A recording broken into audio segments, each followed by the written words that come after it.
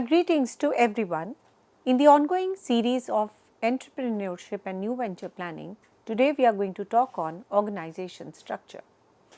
An organization structure defines how the activities, responsibilities, and the authority are arranged within an enterprise to achieve its goals effectively. It is built on several key elements that ensure the proper functioning, stability, and adaptability of the enterprises. The foundation of any organization structure lies in its objectives and the plans to achieve them. The structure should reflect the company's vision and mission, ensuring that all departments and the roles are aligned with the organizational goals. Now, coming on to it, why it is important. Without the clear objectives, the structure may become inefficient, leading to overlapping roles and unclear responsibilities. For example, if a company's objective is rapid product delivery, the structure must prioritize logistics and supply chain efficiency. Specialization involves dividing the task into specific jobs and grouping the similar activities into departments, such as production, marketing, finance, and HR. It improves the efficiency and productivity because employees focus on the task suited to their expertise. Now, why it is important? It reduces the duplication of the work and ensures the expertise based execution. Now, let's take an example here. In a car manufacturing company, there are separate departments for engine, assembly, body, design, and quality testing. Coming on to standardization. Standardization ensures uniformity and consistency in the process, and the outcome policies, roles, and procedures are established to guide the work, marketing operations, and predictable and stable. Why it is important? It minimizes the confusion, facilitates the smooth coordination, and ensures the quality control. The fast food chains like McDonald's, they follow the strict standard operating procedures globally to maintain the uniform taste and the service quality. The coordination is the next feature. Coordination integrates the efforts across the different departments to achieve the common goals. Each unit works towards its own objectives, but coordination ensures that they collectively support the organizational goals. Now, why it is important? Lack of coordination can lead to conflicts, delays, and inefficiency. The marketing team launching a campaign must coordinate with the production team to ensure the sufficient stock is available. Then we have the centralization and the decentralization. Now, these define the distribution of decision making authority within the organization. The first is your centralization. Decisions are made by the top management, ensuring a control and consistency. Then we have decentralization. Decision making is delegated to the middle and the lower levels of flexibility and the faster responses. The examples are centralized, a military organization where decisions come from the top; decentralized, retail chains like Big Bazaar give branch managers the autonomy for the daily operations. Environment, the structure should be flexible to adapt to changes in economic, social, technological, and political environment.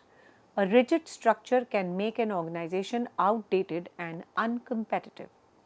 For example, during the COVID-19 pandemic, many companies adapted the remote work and digital tools, requiring adjustments in the structure. Then we have staffing. The staffing involves recruiting, training, placing the right people in the right positions to maintain the authority responsibility relationship in the structure. Why it is important? A structure without competent staff cannot function effectively. For example, a hospital requires the specialists like doctors, nurses, and technicians in their respective departments for the smooth functioning. So, we can say that effectiveness of an organization structure depends on how well these elements are designed and implemented. Clear objectives, specialization, standardization, proper coordination, balanced decision making, adaptability to the environment, and the competent staff together create a strong foundation, and without these structure becomes very weak, leading to inefficiency and the failure in achieving the goals. Now, coming on to a very interesting part called mechanist and organic structures. The mechanist organization structure, which is called as a classical approach. This approach is often compared to a machine which is very rigid, highly structured and predictable. It works best in the stable environment where the change is minimal and the efficiency is the key. Coming on to the characteristics in detail, we have centralized authority. Decision making power presides at the top management level. Lower level employees mainly execute the decisions rather than making them. The rigid hierarchy, that is the pyramid shaped, a very clear chain of command, so the orders flow from top to bottom and the accountability flows upward. Each individual knows their superior and subordinate, narrow span of control, and each manager supervises only a few employees to maintain a strict control. This leads to a more levels of management, that is the tall structure, and high specializations. So, jobs are broken into very small and the repetitive tasks. The employees become experts in one function but lack a broad skill set. Then we have a formal rules and procedures. The policies and the standard operating procedures govern all tasks. It reduces the flexibility, but it ensures the consistency and the predictability. Now, in this, they have a communication style, mostly the vertical organizations and communications from superior to subordinate. That is, information flows downward as the orders and the upward as reports. Then we have employee role and motivation. It focuses on the compliance and obedience rather than credibility. Employees are very loyal to their supervisors rather than the organization as a whole. So, their superiors are more important than in the totality the organization. So, when you talk about the suitability part, the work best in the organizations whether the environment is stable, predictable and the efficiency is the main objective. For example, manufacturing, the government offices and the traditional industries. The examples are military organizations, bureaucracies and the large scale organization which is into manufacturing. Coming on to the second, organic organization structure. We call it as behavioral modern approach. This structure is compared to a living organisms, flexible, adaptive and responsive to the environmental changes. It focuses on collaboration, innovation and employee empowerment. The characteristics are in detail. The first is a decentralized authority. Decision making power is distributed among different levels and departments. It encourages the employee participation and the ownership of decisions. Then we have the flat structure, fewer levels of hierarchy, emphasis on the teamwork rather than rigid supervisor superior subordinate relationships. We have wide span of control, manager supervise more employees due to a less emphasis on the strict control. The teams are self-managed and the employees to take decisions. Now, there is a generalization of the task also. The jobs are designed broadly and the employees perform multiple tasks rather than just one specialized job.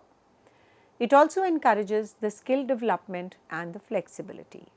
We have the dynamic communication network. The communication flow in all directions, upward, downward and horizontally. Suggestions, advice and the feedback, they move very freely among the employees and the managers. The commitment to the organizational goals is that employees identify with the organizational objectives, not just with their immediate boss. The motivation comes from the shared purpose rather than the blind obedience. There is a flexibility and adaptability. It responds quickly to the changes in the technology, the customer needs and the market conditions. The ideal for innovation driven industries. The suitability is that the best for the organization operating in dynamic, uncertain environment where the quick decisions and creativity are very crucial, like in IT firms, in startups, in the research organizations. Then we have certain examples here to talk about, like tech companies like Google and Apple, advertising agencies, research and development departments.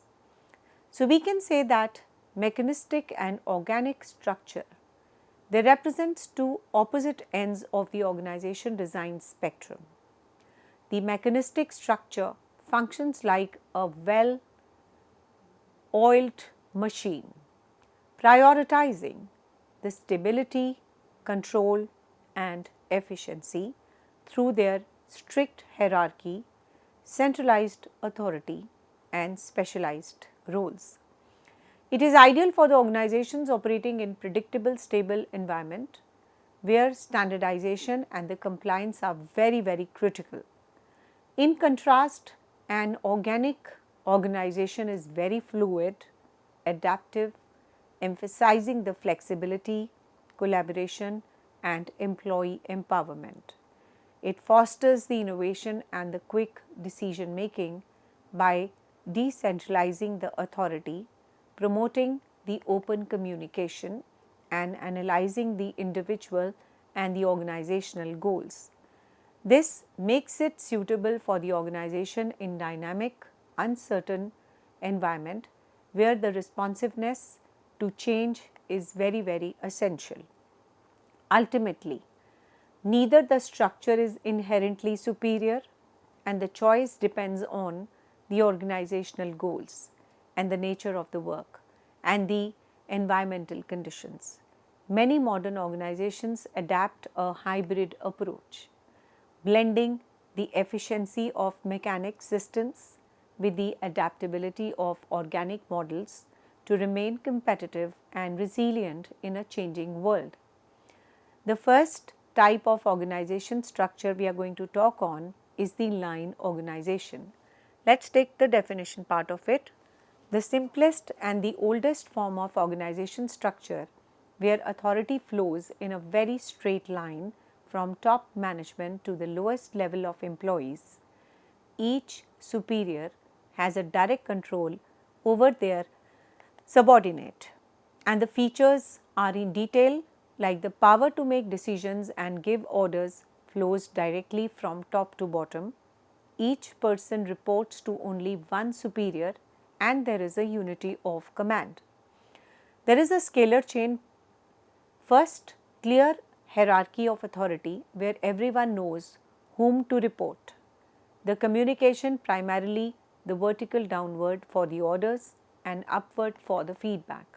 The responsibility and accountability. Every employee has defined responsibilities and is accountable to one boss.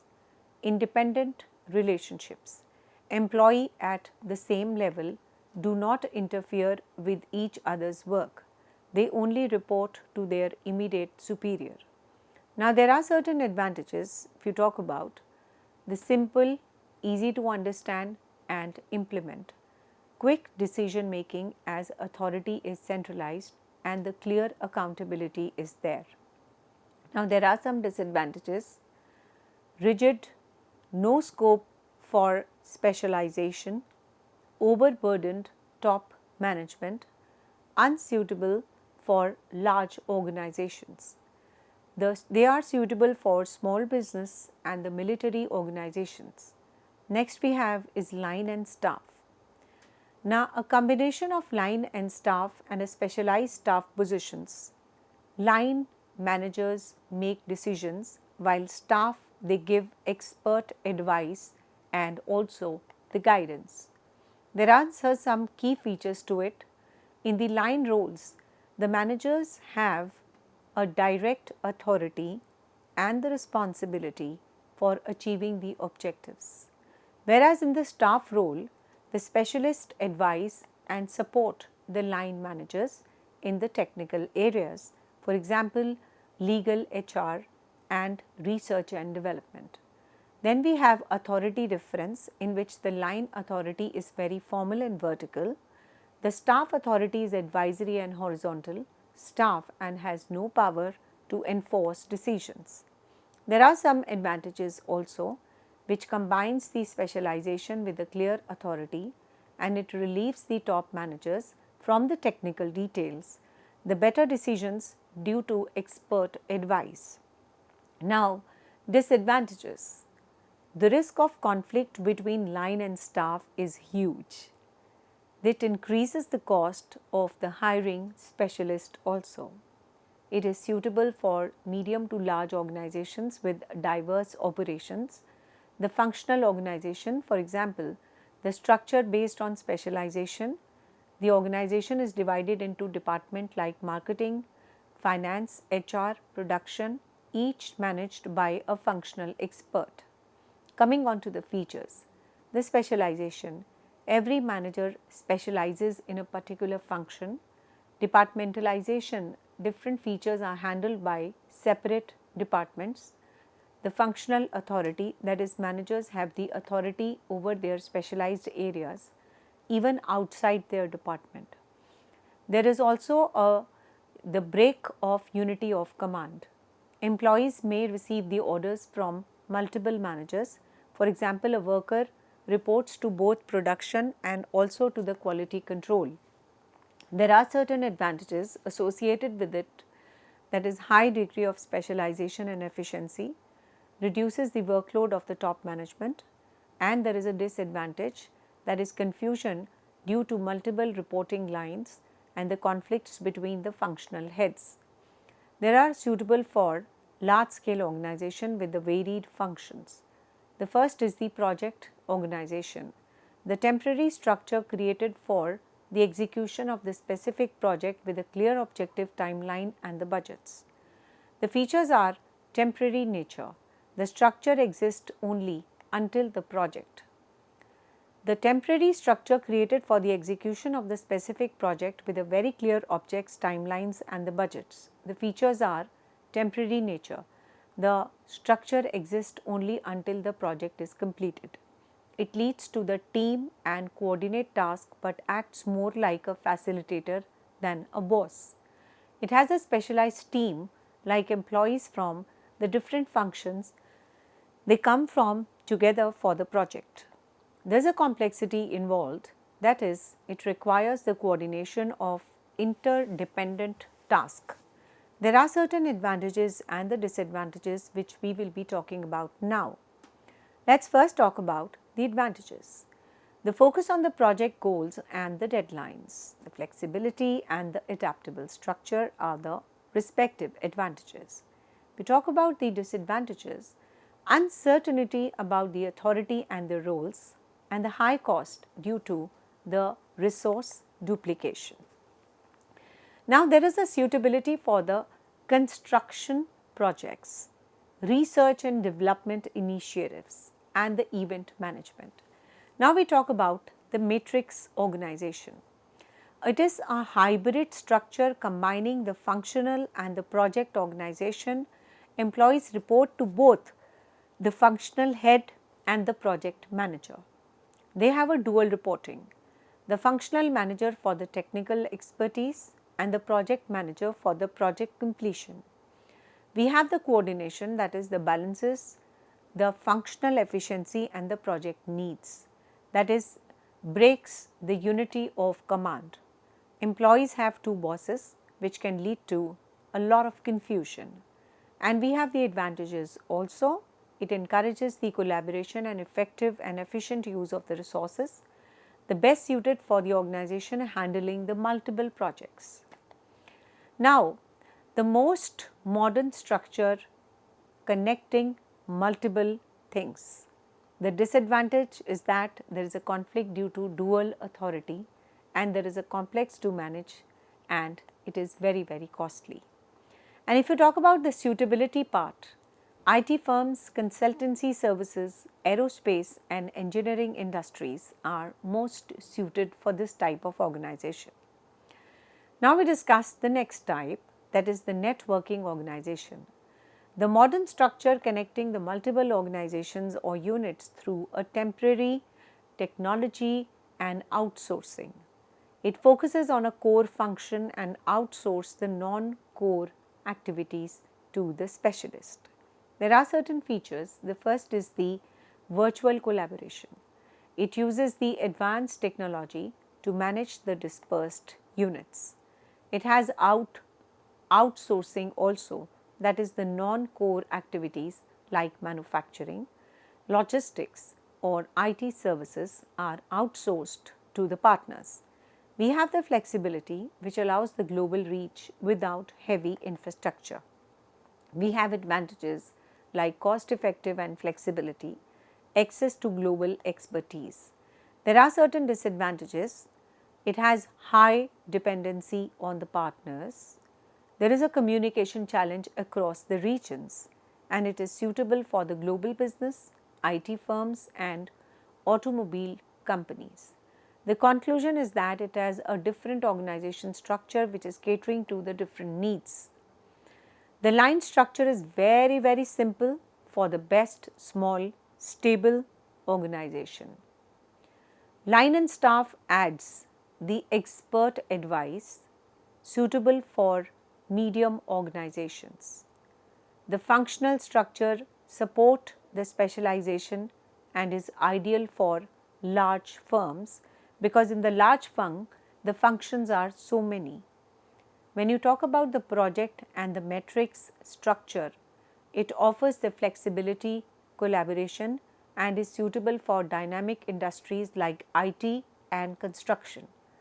And finally, the networking structure fits the global technological driven business.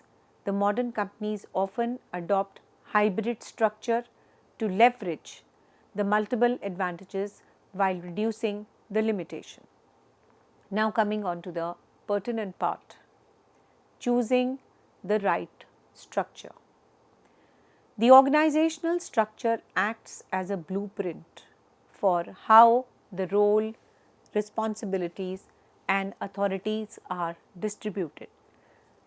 A well chosen structure improves the efficiency, enhances the communication and helps to achieve the strategic goals, while a poor fit can create the confusion, slow decision making and reduce the productivity. There are some key considerations for selecting the appropriate structure. First and the foremost is the size of the business. The small business generally requires simple and flexible structure like line or flat structures because the communication is easy and the workforce is small. Then we have large business. It needs complex structures like functional, divisional or matrix structure to handle the multiple departments, product lines or geographic locations. We have certain examples like a small retail shop can operate under a simple line structure while a multiple corporations like Coca-Cola uses a combination of divisional and the functional structure to manage the global operations. The second is we have the business goals. The structure should align with the company's strategic objectives, and if the goal is rapid innovation, a flexible and organic structure, for example matrix network, is ideal. If the focus is cost control and efficiency, a mechanist structure, for example line and functional, works better. For example, a company planning to expand internationally might choose a divisional structure by geography to manage the different regions effectively. The third we have industry type. highly specialized, project driven industries like construction, aerospace, IT. It requires a matrix or the project structures for coordination and expertise. There is a service based industry which may use a network structure, outsourcing non core tasks to external patterns. For example, an advertising agency might adopt a product based structure to handle the different client campaigns. A tech company may use a metric structure for handling the multiple software's development projects simultaneously. Then we have the flexibility and adaptability. The structure should allow for scalability and adaptation to the environmental changes, such as market trends and technological shifts. The startups usually begin with a flat structure for speed and creativity, but later adopt more formal structure as they grow. For example, a tech startup starts with a flat structure but the transitions to a functional and the matrix structure when workforce expands and the project becomes very complex. A service company may use a network structure to remain lean and agile by outsourcing certain tasks. The practical examples of matching structure with the needs. We have a tech startup, that is the early stage and the growth stage. The flat or the line structure for the fast communicating and flexibility. The growth stage, the matrix structure to balance the innovation and with the control. The construction firm and the global automobile company. The project structure for managing the large scale projects within the deadlines and the budget. The global automobile company, the network structure to coordinate the design, production and the supply chain activities across the regions. So, we can say that the conclusion is that the best organization structure is not one size fit all. It depends on the business size, goals, industry requirement and the need for flexibility. A small creative firm may thrive in a flat network structure, while a large diversified company requires a more complex functional and matrix system. Many modern companies adapt hybrid structures to combine the advantages of the different models, ensuring the efficiency, adaptability and the strategic alignment. So, the human resource management department is the backbone of any organization, especially for the startups and the new business, ensures the right people, systems and cultures in place to achieve the business goals effectively. Strong HR foundation reduces the risk, improves the employee satisfaction and accelerates the business growth. So, there are certain key responsibilities of HR in a new enterprise. You should hire the right number of people, onboard the programs to introduce new hires to the company value, policies and the work process, give them appropriate training and development, and it has to be continuous relating to their career development plans, which improves the retention and the employee satisfaction. They need to build a very positive work culture, that is HR promotes the teamwork, transparency and inclusion, encourages the open communication and employee engagement programs to boost the morale, and also implements the reward and the recognition systems for the motivation. Also, the policies and the rule establishes the employee handbooks and also the workplace safety guidelines and the compliance with the labor laws. You have to handle the employee concerns on a very regular basis, do a performance management as per the key performance indicators, and HR planning and strategic aligned with the business goals. HR must function as a strategic partner in the business success, and it must ensure a proper work planning, recruitment and onboarding, training and development, employee engagement culture, HR matrix and working as per the key performance indicators, and of course, it has to be a data driven HR. HR analytics is there and should be there to improve the decision making, and of course, the change management should be welcomed in terms of adopting to new technologies, restructuring, policy updates. So, HR is very critical for the startups, for the increasing of production, for retention, for scalability, and hence at the end we can say A strong HR department is not just the administrative function, it's a strategic driver of the business success. And for the new enterprises, investing in HR systems, practices, and early ensures a smooth operations and a motivated workforce, and last but not the least, sustainable growth. Thank you very much.